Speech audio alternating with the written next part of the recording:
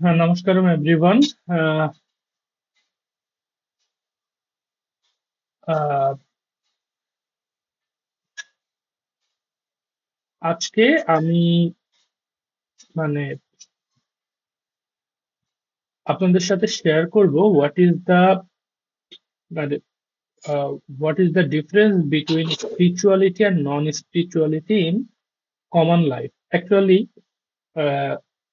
আমি যেহেতু বাংলাদেশে থাকি বা বাংলাদেশে আছি, এখানে আমাদের মধ্যে বলতে কমন পিপল বলতে আমাদের হিন্দু কমিউনিটির মধ্যে একটা মিথ গ্রো করছে। সেটা হচ্ছে যে ওই টিওয়ালিটি পূজা পাঠ এগুলা দিয়ে কিছু হয় না, বিষয়টা এরকম। এখন আহ, এরকম অনেকেই সেম কোশ্চেন আমার সামনে, মানে সেম তাদের ভিউজ আমার সামনে উত্থাপন করেছেন। কোশ্চেন তো কেউ করেন নাই, ভিউজ উত্থাপন করেছেন। তারা আমার থেকে অনেক সিনিয়র, যে পূজা পাঠটা দিয়ে কিছু হয় না, সময় নষ্ট। আচ্ছা, ফার্স্ট অফ অল আমি আমার লাইফ হিস্ট্রিটা শেয়ার করি। আমি হার্ডকোর নাস্তিক ছিলাম। আমার বাসায় আমি, হ্যাঁ, ছোট একটা মন্দির ছিল, পূজা করতো আমার মা মাঝে মধ্যে, বা এখন হয়তো প্রতিদিন করেন। বাট মানে ওই টাইপ অফ ইনফ্লুয়েন্স পূজা পাঠে করতেই হবে, এটা ম্যান্ডেটরি, এই টাইপের কোনো ইনফ্লুয়েন্স আমার মধ্যে ছিল না। মানে আপব্রিঙ্গিং এই টাইপের হয় নাই। বাট দুর্গাপূজার সময়, অষ্টমী পূজা বা নবমী পূজা, উই আর অঞ্জলি আমরা ম্যান্ডেটরি দিতাম ছোটবেলা থেকে। বাট অ্যাট দ্য এন্ড, ইন্টারমিডিয়েটের পর থেকে আমি আমি রীতিমতো হার্ডকোর নাস্তিক বলতে যেটা হয়ে যায় সেটা। আমি আমার লাইফে অনেক আপস এন্ড ডাউনস এর মধ্যে দিয়ে গেছি। ফিনান্সিয়ালি স্টেবল করেছি, সেটা থেকে আবার ডাউনও হয়েছি, জিরো হয়েছি, আবার উঠে দাঁড়াইছি। বহুতবার আমার লাইফে এরকম চার্নিং হয়েছে।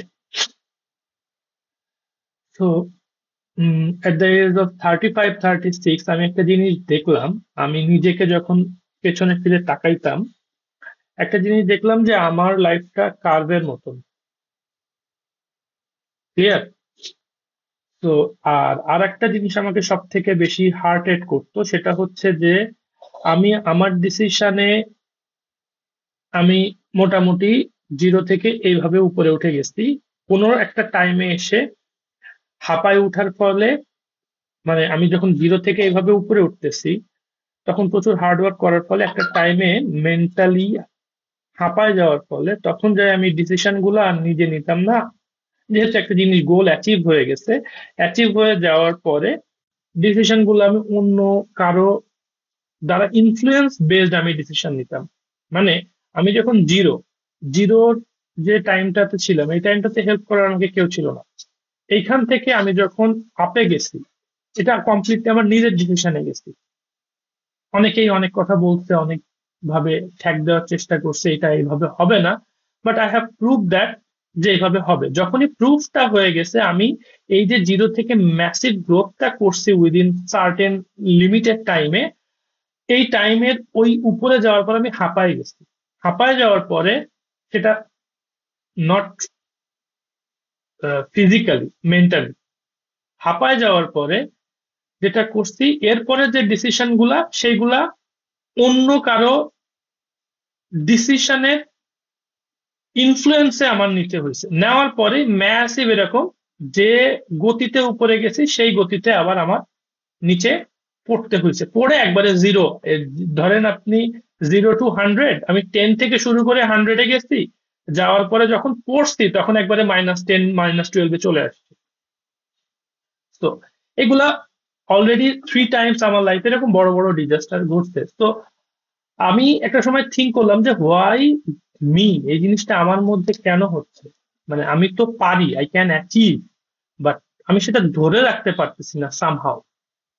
ওকে, সামহাও ধরে রাখতে পারতেছি না। এবং সোসাইটিতে যারা যে সমস্ত পরামর্শ আশেপাশের ব্যক্তিগুলা দেন, তাদের পরামর্শের সঙ্গে আমার, মানে আমার সাইকোলজি মিলে না।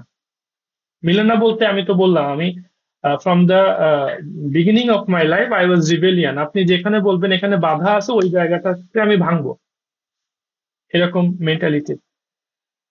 তো এত কথা কেন বলছি, কারণ এর পেছনে লজিক আছে, আমাকে আন্ডারস্ট্যান্ড করতে হবে আপনাদেরকে।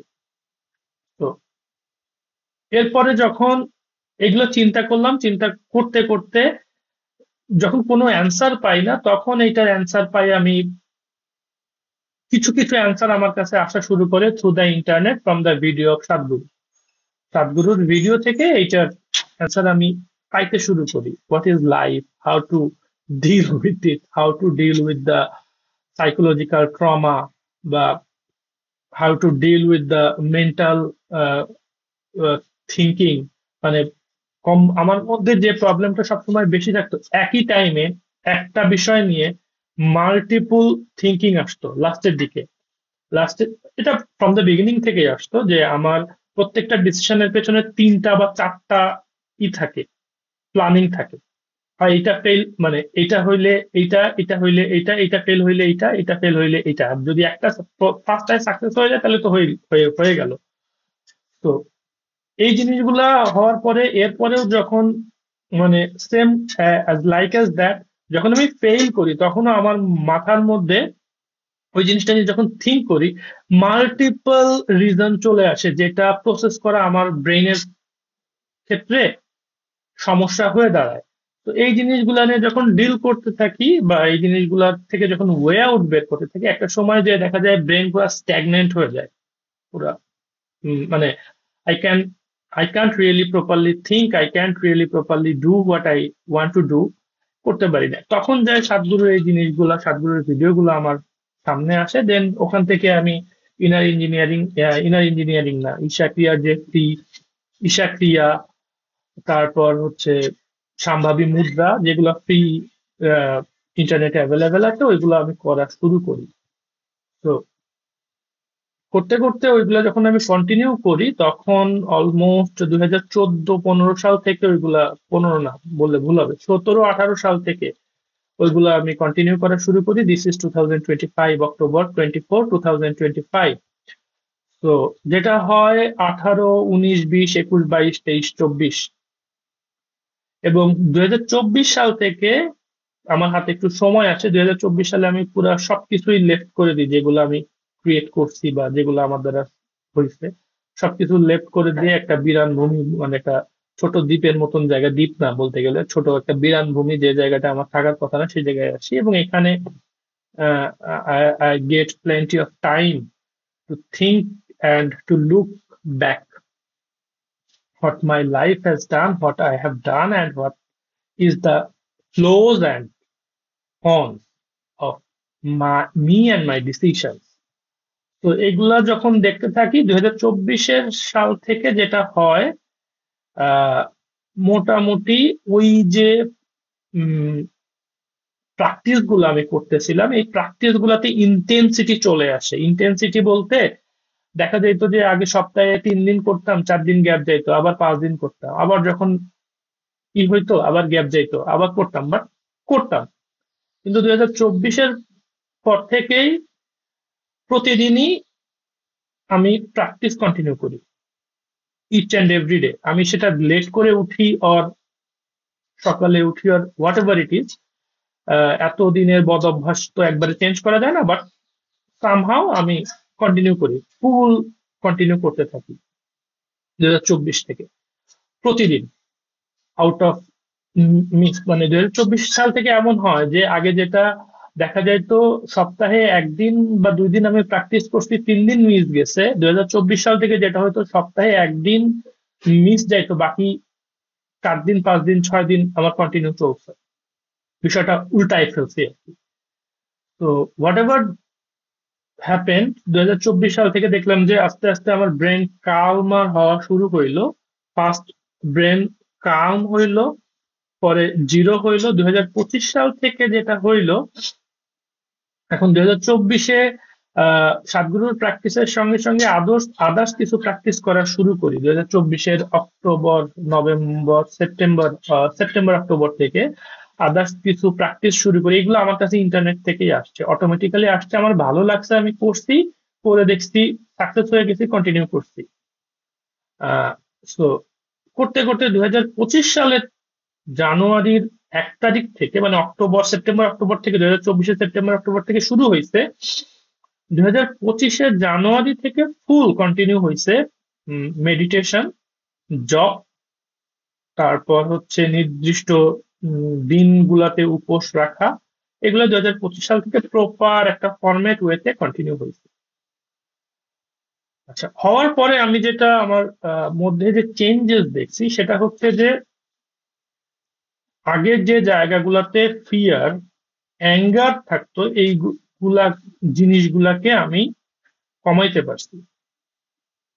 ফিয়ারের কারণে আমি কিছু কাজ করে ফেলতাম অ্যাডভান্স, অ্যাঙ্গারের কারণে কিছু কাজ করে ফেলতাম অ্যাডভান্স, যে উম, কাজগুলার ফলে আমার লাইফে ফিনান্সিয়ালি আমি ক্ষতিগ্রস্ত হইতে হইতে তলানিতে এসে ঠেকছে। তলানি বলতে কি, তলানি ফুঁড়েও নিচে চলে গেছে। মানে মানুষের তো একটা বেজ লেভেল থাকে, বেজ লেভেল থেকে ফুঁড়ে নিচে চলে গেছে। ওকে, আচ্ছা, এখন যে প্রবলেম গুলা হয়েছে অন দ্যাট টাইম, ওই টাইমে আমার মধ্যে যে ছিল সেটা হচ্ছে two grab, and to put. মানে আমি যেটা করছি আগে আগে আহ, ধরছি, কোনো একটা প্রজেক্ট ধরছি বা কোনো একটা কিছু করছি, করে সেখান থেকে ফাইন্যান্স আর্ন করে নিচের দিকে রাখছি, আবার উপরের দিকে গেছি। কিন্তু নিচের দিকে যেটা রাখছি সেটা ঠিক মতন আছে কিনা, সেটা ইউটিলাইজেশন হচ্ছে কিনা, এটা আমি কখনো দেখি নাই। ফলে ফলে যেটা হচ্ছে, আমি হয়তো দেখতেছি মান্থলি 2 লাখ, 2.5 লাখ, 3 লাখ, 4 লাখ টাকা ইনকাম করতেছি, কিন্তু অ্যাট দ্য এন্ড আমার কাছে সেটা থাকছে না। বা যখন একটা প্রবলেমে পড়ছে, I have no money left, তাইলে এই যে মানিগুলো আমি ইনকাম করলাম, করে রাখলাম, এগুলা কোথায় গেল? মিস ইউজ হয়েছে, মিস ইউটিলাইজেশন হয়েছে। কেন? কারণ আমার ফোকাস ছিল to earn, not to manage this things. Okay, হ্যাঁ, যেটা করছি বিভিন্ন লোকে দিছি, তারা যেটা করছে তাদের মতন, কারণ আমার ধ্যান ছিল to earn A, not to manage. এর ফলে যেটা হয়েছে, যেটা হওয়া সেটা হয়েছে। ওকে, যখন আমি বিপদে পড়ছি, যাদেরকে ম্যানেজ করতে দিছি তারা গায়েব হয়ে গেছে, আমি গাড্ডায়। ওকে, আচ্ছা, আর ব্যাড ডিসিশনস তো আছেই। যে সমস্ত ব্যাড ডিসিশন ফেয়ার, গ্রিড এবং অ্যাঙ্গারের কারণে নিয়েছি, সেগুলো তো ব্যাড ডিসিশন ছিলই। আচ্ছা, এখন মুদ্রার কথায় আসি যে আমার মধ্যে কি চেঞ্জেস আসছে। আহ, সেপ্টেম্বরে হুট করে আমি বহুত আগের থেকে ট্রাই করতেছি সামহাও ইনার ইঞ্জিনিয়ারিং করার, কিন্তু কখনো টাকা থাকে, সময় থাকে না, কখনো সময় থাকে, টাকা থাকে না। এই অবস্থা হয়ে যায়। অনেকে হাসবেন যে ভাই আপনি এত টাকার ই করলেন, কিন্তু আহ এই সামান্য কয়টা টাকা ছিল না। না ভাই, ছিল না। এমনও টাইম গেছে যে মান্থলি 3 লাখ টাকা ইনকাম করছি, মানে নেট ইনকাম, আমি যেটা বলছি এক্সপেন্স না, মানে নেট ইনকাম করছি, কিন্তু তখন মাইন্ড ছিল না এগুলোর দিকে তাকানো। হ্যাঁ, ইচ্ছা ছিল, বাট ওই টাইপের ইচ্ছা ছিল না। আবার যখন গাড্ডায় পড়ছি, তখন যখন প্রবল ইচ্ছা হচ্ছে, তখন ফান্ড নাই। বিষয়টা এরকম বললাম তো, যে আমি ইনকাম করে দিচ্ছি, বাট ম্যানেজের দিকে আমার খেয়াল নাই। যারা ম্যানেজের দায়িত্বে ছিল তারা এটাকে মিস ইউজ করছে। ওকে, এখন সেপ্টেম্বরের 14-15 তারিখে ইনার ইঞ্জিনিয়ারিং করব, বা যে ইনার ইঞ্জিনিয়ারিং সেশনটা ছিল সেটাতে আমি এনরোল হয়েছি। সেটাও অ্যাকচুয়ালি আমি এনরোল হই নাই, হয়ে গেছে। মানে হয়ে গেছে, আমি হয়তো বলবো এটা উম ভৈরব বাবার জন্য হয়েছে, যাকে আমি, যে আমার উম, আহ, আহ, ইষ্ট দেবতা এখন, তার জন্য হয়েছে। তো হয়ে গেছে, কন্টিনিউ। আজকে আমাদের 40 দিনের যে মান্ডালা গতকালকে কমপ্লিট হয়েছে, আজকে 41 দিন। দ্যাটস ওয়াই ভিডিওটা করা। কি কি বেনিফিট পাইছি আমি এখান থেকে, সেটা হচ্ছে, এক, আমার মাইন্ড কালমার হয়েছে। এখন যে ডিসিশন গুলা, এখন যে থিঙ্কিং গুলা করতে পারতেছি, সেটা আমি ক্লিয়ারলি দেখতে পারতেছি। এবং আহ, আমি এখন হয়, আমি আমি ক্লিয়ারলি বলি, আমি এখন নেচারের সাথে অ্যালাইন্ড হয়ে, নট 100%, বাট কিছু কিছু জায়গাতে নেচারের সাথে অ্যালাইন্ড হয়ে চলার মতন ক্যাপাসিটি বিল্ড হয়েছে। যেটা সাদগুরু বারবার বলেন যে you need some grace. Ultimately বিষয়টা এরকম হয় যে পৃথিবী আপনাকে এইভাবে টানতেছে, আপনি এটাকে উপরের দিকে ওঠার চেষ্টা করতেছেন। আপনার আপনার যেটা হবে, আহ, মানে আপনি থিঙ্ক করেন রকেটকে আপনি উপরে দিবেন, কিন্তু সামহাও ওই দিন বা ওই নির্দিষ্ট টাইমে পৃথিবীর যে গ্রাভিটির পুল নিচের দিকে, তখন আপনার রকেটের যে ফুয়েল আপনার বেশি খরচ হবে। কিন্তু যদি আপনি নির্দিষ্ট দিনে, যেদিন আপনার গ্রাভিটি কম থাকে, মানে সবকিছু উপরের দিকে, সেই দিন যদি আপনি রকেট উপরে দেন, উপরে আপনি উত্থাপন করেন গ্রহ নক্ষত্রের যে ইসে, তখন দেখবেন যে ইজিলি আপনার মানে ফুয়েল খরচ কম হবে এবং খুব দ্রুত সে উপরে চলে যাবে। আমার ক্ষেত্রে এতদিন যেটা বুঝছি, এতদিন তাই হয়েছে, যে I was doing against the gravitational force or against the nature will. How? আমি একটা সিম্পল উদাহরণ আপনাদের সাথে শেয়ার করি। নবরাত্রির একটা সাধনার হিসাব মাধ্যমে কন্টিনিউ হয়েছে এই বছর। আমি সেটা কন্টিনিউ করেছি। আচ্ছা, নবরাত্রি সাধনা কন্টিনিউ যেদিন শেষ করেছি, সেদিন আমার মাথার মধ্যে একটা থিঙ্কিং আসছে, একটা প্রজেক্ট নিয়ে আমার মাথার মধ্যে আসছে, যেটা আমাদের নিজেদের গ্রামের ল্যান্ডকে কিভাবে আমি ইউটিলাইজ করতে পারি। কিন্তু ওইটা আমি এক্সিকিউট অন দ্যাট টাইম করি নাই। আমার মাথার মধ্যে আর একটা থিঙ্কিং আসছে, যে এই জিনিসটার এক্সিকিউশন করতে গেলে যে অনুমতি নিতে হবে, যার কাছে আমি অনুমতি নিব তার কাছে আজ পর্যন্ত আমি যে জিনিসটা চাইছি সেটা আমি পাই নাই। মানে একটা নেগেটিভ, মানে আমি কোনো কিছু চাইলে আজ পর্যন্ত টোটালি নেগেটিভলি বলে দেয়। হ্যাঁ, যতবারই মানে আমি কোনো কিছু বললেই, নিজে উইলিংলি কোনো কিছু বললে নো, একটা ওয়ার্ড আসে নো, তো করতে পারি না। আচ্ছা, সো যেদিন নবরাত্রির ওই থিঙ্কিংটা আমার মাথায় আসছে, সেদিন দুইটা জিনিস আমার মাথায় আসছে। এক, this is the project and you have to ask for the permission after Kali Puja. বিষয়টা বুঝেন, মেডিটেশনের মধ্যে দুইটা থিঙ্কিং আসছে। আচ্ছা, কেন থিঙ্কিং আসছে সেটা আমি ডিসক্রাইব করতেছি কিছুক্ষণ পরে।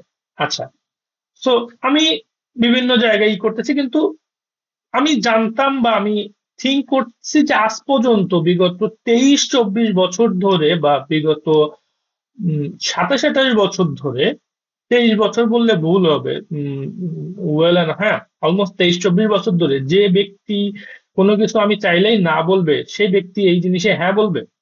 It's quite impossible. ঠিক আছে? তো এখন I was thinking this is my superstition. এখানে একটা ক্যাচ আছে, মানে মেডিটেশনের যখন এই জিনিসটা থিঙ্কিং দুটা আসছে, I was thinking this is my superstition, যে এটা আমি থিঙ্ক করতেছি, not the thought came from the divine. No, মানে আমি এটা মাঝে মধ্যে, কারণ আমার ক্ষেত্রে এখনো পর্যন্ত আমি কনফিউজ হয়ে যাই কোনটা আমি থিঙ্ক করতেছি, কোনটা হায়ার পাওয়ার থেকে আসতেছে। ওকে, তো যেহেতু আমি কনফিউজ, আর যেহেতু এই জায়গাটা ফুললি নেগেটিভ, আমি চাইলেই না হবে, এটা আমি জানি, that's why I was not wanted to stay for this things, but information গুলো আমি কালেক্ট করতেছিলাম, যে ওই জিনিসটা বিজনেস প্রপোজাল বা বিজনেস করার বা ডেভেলপ করার যে ইনফরমেশন, সেগুলো আমি কালেক্ট করতেছিলাম, কারণ আমি কনফিউজ ছিলাম এটা আমার থিঙ্কিং না ডিভাইন থিঙ্কিং। আমি একটা জিনিস জানতাম, যে এটা যদি ডিভিনিটিভ থিঙ্কিং হয়, তাহলে এটা আমি যে কোনো ভাবে আমি জাস্ট এক্সিকিউট এক্সিকিউট আমার শুধু মুখ থেকে বলা, ওটা অটোমেটিক্যালি হয়ে যাবে। আচ্ছা, কি হয়েছে? আমি বলতেছি না, আমি চুপচাপ আছি। কালী পূজা গেছে।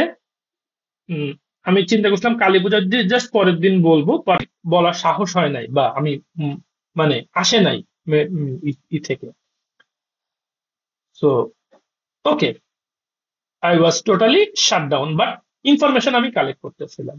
আজকে, কালকে 40 দিনের মান্ডালা কমপ্লিট হয়েছে, আজকে মেডিটেশনে বসে আমি ঠিক করতেছি বলবো না বলবো না, আরো 2 দিন পরে বলবো না বলবো না, আরো 3 দিন পরে বলবো না বলবো না, না নেক্সট মান্থে বলবো, কারণ এখনো আমার হাতে 3 মাস সময় আছে।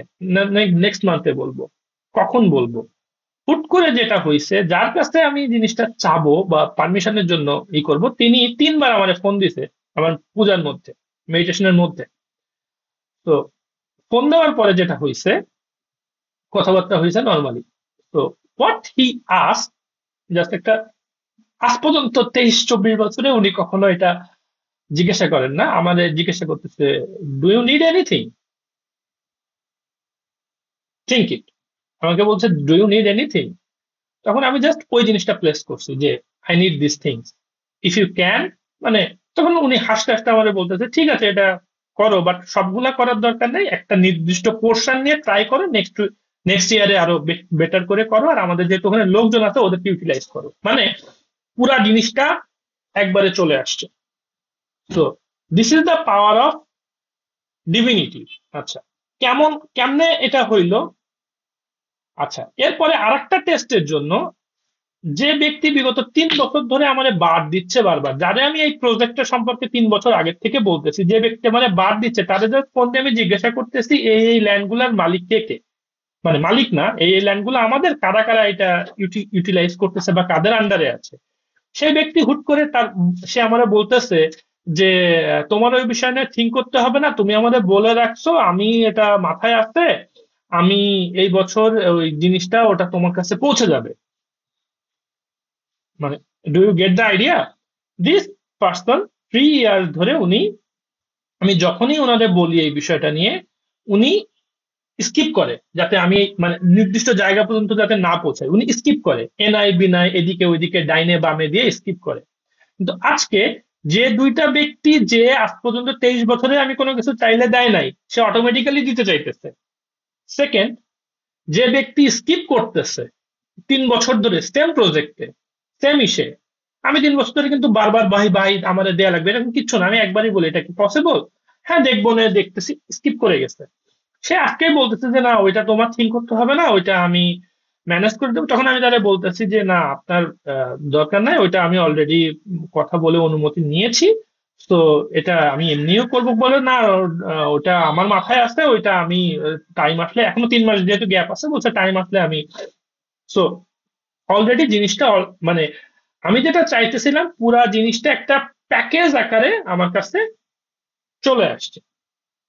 So this is the power of divinity. এখন এখানে কেন আজকে বা কেন কালী পূজার পরে, এখানে একটা কোশ্চেন আছে, এখানে সাইন্টিফিক ব্যাখ্যা আছে, সেটা হচ্ছে যে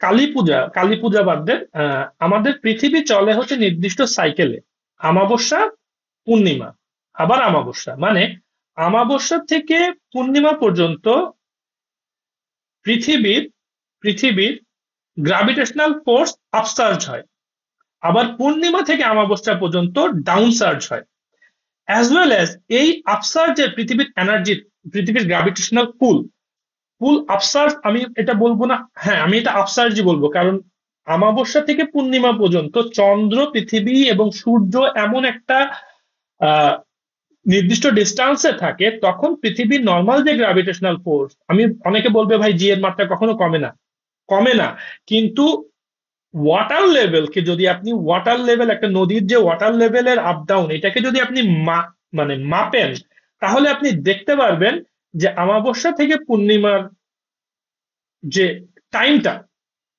এই টাইমটা ওয়াটার লেভেল আপ থাকে, আপে যায়, আর পূর্ণিমার থেকে আমাবস্যা ওয়াটার লেভেল ডাউন হয়। হ্যাঁ, তো এটার সাথে এটা রিলেশন কি? রিলেশনটা হচ্ছে যে আমাদের মাইন্ড ওই পূর্ণিমা থেকে আমাবস্যার যে সাইকেলটা, এই সাইকেলটার মধ্যে নেগেটিভ ভাবে রিয়াক্ট করে। ওকে, সো আপনি যখন পূর্ণিমার দিন বা পূর্ণিমার আগ দিয়ে যদি কোনো কিছু করতে চান সাইকোলজিক্যালি, বা কারো কাছে চাইতে চান, সে আপনাকে না দেওয়ার পসিবিলিটিস বেশি। But everybody in the earth, the human civilisation, based on his thinking, based on his personality, আমাবস্যা থেকে পূর্ণিমার যে সাইকেলটা, এই সাইকেলে সে দিতে চায়, বা সে দিতে চায় না, সে ইজি হয়ে যায়, if it is positive he will agreed with it. But হ্যাঁ, সেই পজিটিভিটির জন্য, মানে শুধু আপনার জন্য পজিটিভ, তার জন্য পজিটিভ না, বিষয়টা সেরকম না, বোথ পার্টি আপনার পজিটিভ হইতে হবে। ওকে, তো যখন আপনি পূর্ণিমা টু অমাবস্যা এই টাইমে আপনি এই সেম জিনিস আপনি চাবেন, দেখবেন আপনাকে নেগেটিভ বলবে, মানে দিতে চাবে না, ই করবে না, দিবে, কিন্তু এইভাবে ইজিলি সব দিয়ে দেওয়া, পুরো প্যাকেজ করে প্ল্যান করে দিয়ে দেওয়া, এটা করবে না। This was the catcher. Sadhguru যেটা বারবার বলেন, যেটা আমি এখন বুঝছি, যে সাদগুরু যেটা বারবার বলেন যে যখন তুমি ঈশাক্রিয়া করবা বা যখন তুমি এই প্র্যাকটিস করবা, you will align with the nature. মানে আপনি নেচারের উইল প্লাস আপনার উইল, আপনি অ্যালাইন্ড হয়ে যাবেন না জেনেও।